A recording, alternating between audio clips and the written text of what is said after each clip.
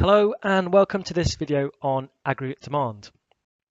In this video, we're going to look at what is meant by aggregate demand, the components of aggregate demand, and finally look at distinguishing between a movement along the aggregate demand curve and a shift in the aggregate demand curve. Okay, let's get started with what we mean by aggregate demand. If we break these two words down, demand first of all, how would we describe demand? Well, it's the willingness within the economy for people to buy things. Secondly, how would we go about describing the word aggregate? Well, if you think of the word aggregate, perhaps maybe in a football match, an aggregate score is the score across all legs of the match. It is the total final score added together. So if we relate that now to our economy, aggregate demand is the total level of planned expenditure on goods and services produced within a country. So the key here is it's the amount that businesses and households are willing or planning to spend. Noting that GDP is the actual value of what is spent, whereas aggregate demand is the plans or the intention of how much people and firms are going to spend.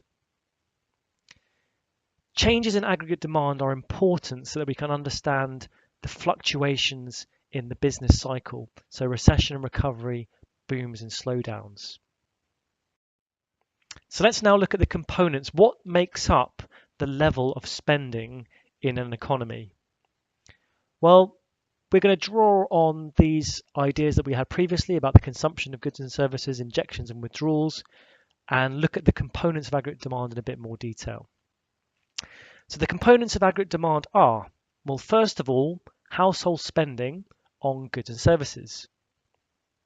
And we denote that as C, consumption. Secondly, we have investment. So investment in machinery and tools and factories and spending by businesses, for example, on new equipment, that would count as investment. Gross fixed capital investment is something we'll come on to in another video. Then we have the value of any money the business has put into stocks that they can then go on to sell. So that's another I. Then we have government spending, providing things like public services, which we call G. And then another injection is the value of exports. So that is a level of demand within our economy, comes from exports, which we label as X for exports. And then finally, we subtract off any imports. So we minus off imports, which we use as M for imports. So the level of aggregate demand in our economy will be determined by household consumption plus investment plus government spending plus what we call the balance of trade. So the value of exports, that is money coming in, subtract the value of imports as that is money going out.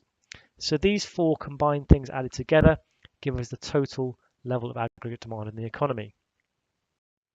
So it's important that we remember this formula: consumption plus investment plus government spending plus the balance of trade. And if you look at these letters very quickly and you say them quickly, SIGISM, a good way or a way in which I might remember this, it's not particularly healthy, is to think I drag on a cigarette and then a lot of smokers go, So SIGIS, and C plus I plus G plus X minus M. Not very healthy, I grant you, but it's a good way to remember it. Now, most commonly, aggregate demand is represented through a curve, a diagram. And the aggregate demand curve shows us the amount of goods and services in the whole economy that are demanded in relation to the current price level. So we're linking back to what we studied in terms of inflation. So if we have a look at the aggregate demand curve, what we're trying to show here is the relationship in terms of demand between the price level on this axis, so what is the current price level, and at any given price level, what is going to be the demand for goods and services across our economy in aggregate. And the demand curve typically looks like this. The general relationship is that as the price level increases, the demand or the amount of goods and services that people wish to buy decreases. So here we can read off the chart and see at any given price level in the economy, how much would be the level of demand. Now, if the price level was to rise or fall, this might change the amount of demand within the economy. So for example, a rise in the price level, if there is inflation, this will cause a contraction of aggregate demand. We can see that as the price level rises, demand, the amount of goods and services that will be demanded across the whole economy will decrease. Similarly, as the price level falls, there'll be an expansion in demand. The amount of goods and services that people demand across the economy would increase. So changes in the price level cause movements along our aggregate demand curve. And that's an important rule to note down. So why does the aggregate demand curve slope downwards? It's not quite as simple as saying, well, if prices are high, people don't buy as much, because we're not looking here at price and quantity. We're looking at the price level across the economy, and we're looking at real GDP, the total value of goods and services across the economy as well. So it's a little bit more complex, the reason why it is downward sloping. And there are three main reasons.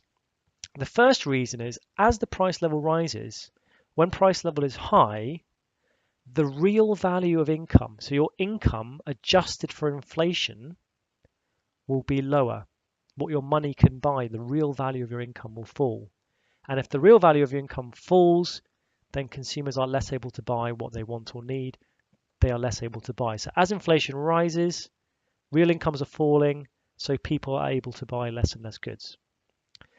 The second reason is that if the price level is rising in a particular country, it could make foreign produced goods and services appear cheaper, and domestically goods produced within that country appear more expensive. So we'd expect to see a fall in exports from that country and a rise in imports. And again, if price level is rising, then we'd expect fewer and fewer exports, and that is falling demand within our economy, and more imports. Again, that's causing falling AD, so it shifts. It is this slope. The last one is if the price level rises, this causes inflation, and often the government will react by increasing interest rates. And if interest rates go up, this decreases consumer and business demand because they have less disposable income. So again, as inflation rises, price level rises, interest rates may rise, which reduces spending, people's willingness to spend within the economy. So this is why we have this downward slope, why it follows this pattern. This explains the relationship here between the price level and real GDP. Okay, so any changes in price level cause a movement along the aggregate demand curve. But sometimes there will be changes in aggregate demand that weren't caused by a change in the price level. And when this happens, the aggregate demand curve is going to shift. It's going to move in total. So again, we have our aggregate demand curve as the relationship between price level and real GDP in terms of demand across businesses and households. And if we start here with our first aggregate demand curve, if there is an increase in demand in the economy and it's not linked to price, what we are saying is that at any given price level, people will be willing to purchase more. So here there's been an increase in demand in the economy. It's not been caused by price. So even at this price level, people will be willing to buy more. And so we would shift the demand curve. So if there's any cause of an increase in demand in the economy that's not to do with a change in prices, we're going to see a shift. And a shift out means potentially higher national output, greater real GDP, and a shift in would mean potentially lower national output or GDP. Okay, so let's make sure we've got these down in our notes, the difference between a movement along caused by a change in the price level and a shift caused by something else. But what else, you might say? So let's look at some shifts, some causes of shifts in the aggregate demand curve. What would change the level of demand in the economy, but it's not something that is not the price level? So these might be some ideas. to do with the currency or to do with government spending or interest rates and so on. Let's go through these in turn and see how they're going to affect AD. So on the left-hand side, we've got some reasons why aggregate demand might fall. Now, the first reason might be a stronger currency. And if we think about what component of aggregate demand that's going to affect, that is going to affect our balance of trade. Spiced, a stronger pound is going to make imports cheaper, exports dearer. So if imports are cheaper, we're going to see more imports, which is a negative component in aggregate demand, and less exports, which is a positive component. So overall, the impact is going to be negative. So that would shift AD to the left. A cut in government spending. Well, that is going to reduce government spending as a component of demand. If that's their policy to cut government spending, that's going to shift AD to the left. Higher interest rates maybe would cause less investment by firms because the cost of borrowing is increased. Less investment is going to cause a shift to the left in terms of AD. And finally, if households feel wealthier, maybe house prices have decreased, then if households feel less wealthy, they're not going to plan to spend as much. There's going to be a decrease in consumption that would cause aggregate demand to shift to the left. On the flip side, some increases. If we turn these ones around, a weaker currency is going to cause us to export more, import less. So that'll be a positive impact in terms of aggregate demand, shift it to the right. Cuts in tax would be a smaller withdrawal from the economy, maybe leading to a net greater effect of government spending. Increases in house prices, again, would cause an increase in consumption in our economy as people feel wealthier. And lastly, an expansion of the supply of credit, making it easier to borrow, and lower interest rates might cause more investment and shift AD to the right. So a number of causes of shifts in the AD curve that we should be aware of and the components that they're affecting. Key causes of shifts tend to be the following. So the first of all, if the Bank of England or the government were to change any interest rates or the supply of money and credit, or were to change the value of a country's exchange rate, all of these would be under the bracket of monetary policy. If the government or the Bank of England change any of these, this is called monetary policy. And as we just discussed, these could have an impact on AD.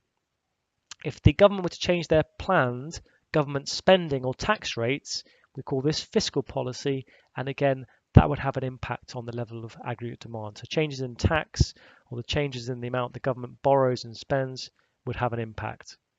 And finally, business and consumer confidence is very important because this affects the level of planned investment in the economy and also how much retail spending, how much spending there is done by households. Sometimes there are unexpected events that cause sudden changes in demand, output and employment, and we call these, you often hear these described as being shocks to the economy. So an event such as the global financial crisis, which caused a fall in the supply of credit available to business households, made it harder for business households to borrow, saw a big fall in consumption and investment, a sudden reduction in consumption and investment, causing a fall in national output. A slump in the housing market might have the same effect in terms of consumption. A recession in a trading partner, another country that buys a lot of your exports, again might have a sudden impact on the level of exports and so cause a reduction in aggregate demand. So we describe a sudden large impact on aggregate demand, a shock. Okay, so in this video we've looked at what is meant by aggregate demand. We looked at the components of aggregate demand, and then the important distinction between a movement along the aggregate demand curve caused by a change in the price level and a shift in the aggregate demand curve, which would be caused by other events within the economy. That's it. Thank you very much.